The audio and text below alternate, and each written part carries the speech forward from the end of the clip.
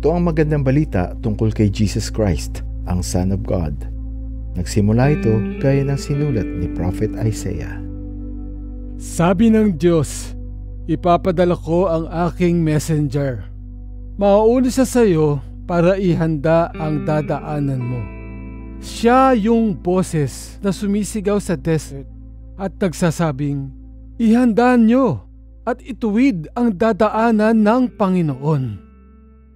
Kaya dumating si John the Baptist sa desert at nag-preach siya ng ganito.